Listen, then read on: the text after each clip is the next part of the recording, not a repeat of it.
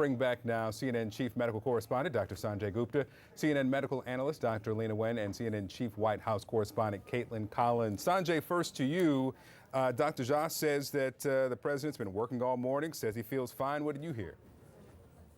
Yeah, I mean, he's sort of saying that these are mainly mild symptoms, that he expects them not to worsen given the amount of immunity he has from the vaccines and his boosters, and that they're going to wait until he tests negative before he would come out of isolation. That's basically what I heard.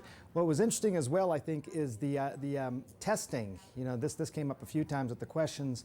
Sounds like President Biden tested negative on Tuesday. Tested positive this morning, we know, but may have had some symptoms earlier than that. And that's relevant for a couple of reasons. One is it's important to know when he may have been contagious.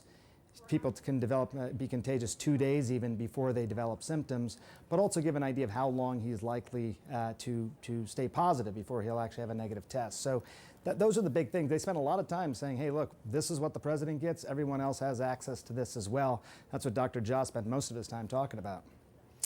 Dr. Wen, that's what we were wondering. So how long do we think, if he just, let's pretend that the president just had symptoms this morning when he woke up, though we know he had something of a fitful night. So that means that, as Sanjay just said, he was contagious yesterday and Tuesday, though he had tested negative. And yesterday, I mean, we have video of this event. He was with a lot of people. He was shaking hands. He was speaking very closely. It was outside.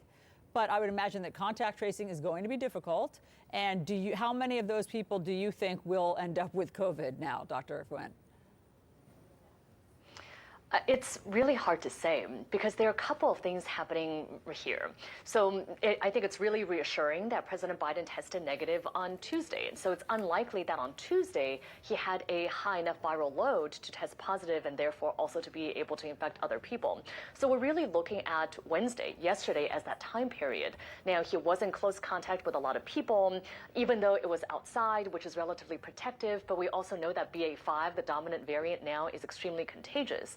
And so I think that looking at all those people that he was exposed to yesterday would be important.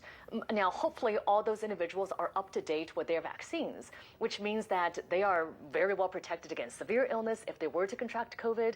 And there are certain precautions they should be following. For example, they should be wearing a mask when in public places. They should also be getting tested now and then getting tested again in 5 days' time. We have the protocols at this point. We know how to manage this. And actually, what I heard in this briefing is that the White House is doing everything right. They're following all the precautions by the CDC, and they're being, very importantly, very transparent about how they're conducting their operations.